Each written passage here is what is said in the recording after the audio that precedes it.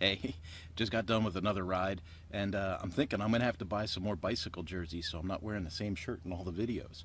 But I wanted to get with you, and we've talked about KPIs. What are they, right? And then we've talked about how to identify the right KPIs to track.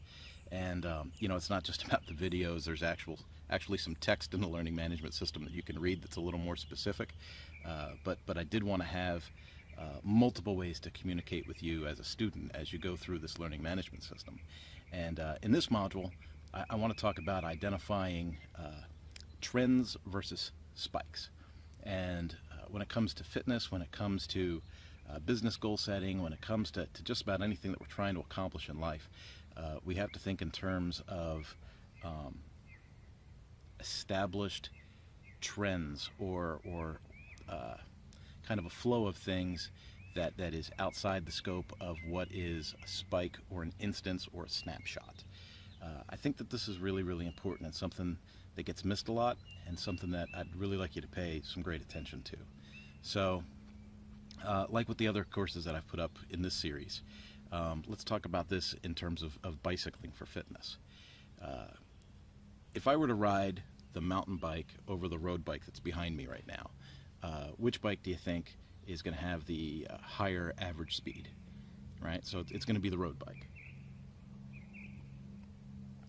Now, if I were to take that road bike up a gravel trail up here on Skyline Trail, and I was to ride that road bike up Skyline Trail over the gravel, which bike do you think would do better? The mountain bike or the road bike? And some of my bicycle fans are out there saying, hey, throw some enduro wheels on there, throw some enduro cross wheels on there. Let's leave that out of the equation for now. Let's keep it simple. So the mountain bike would do better, obviously going up the gravel trail. It's imperative that we understand spikes and trends. So if I'm going to look at my Strava application in my phone, that's where I track my miles and my workouts and my times. I'm going to see some things in there that might not hold true consistently over the longer picture. Let's say that I do a bunch of road work on the road bike.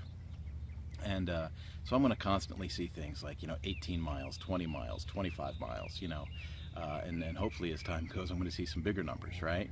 But I'm going to see average speeds of, 15 to 18 miles an hour probably, right?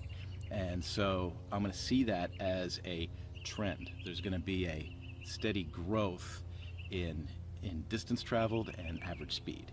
So let's say I wake up on a Tuesday and I say, man, I'm going to take the mountain bike out. I just want to go out and play on the mountain bike for a little bit. So I click on the Strava app and I go out and I do the mountain bike. Let's say I do 8 miles, but my average speed's only like 9 miles an hour.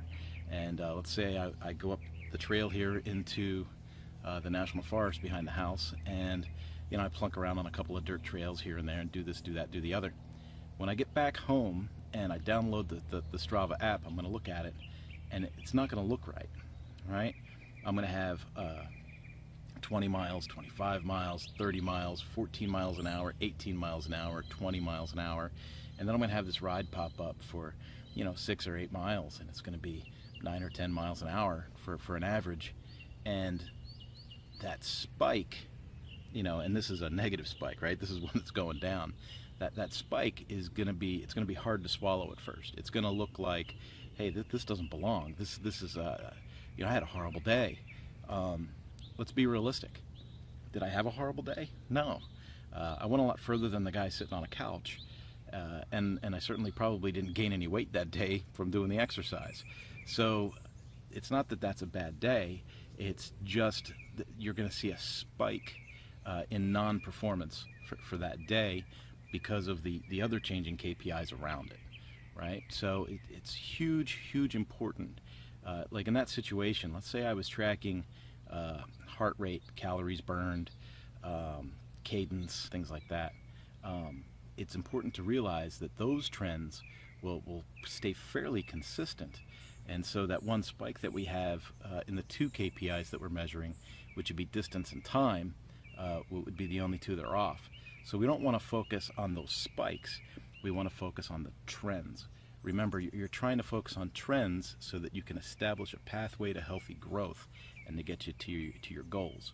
So this might seem like a long video to talk about this, but it's really, really important, because I've seen businesses that get all wrapped around the axle when they have a, so let's say they have a customer count that goes down by, a couple hundred head count on a weekend. They freak out. They change everything. They change the storefront window, paint the parking lot, buy some ads. They do all kinds of crazy things.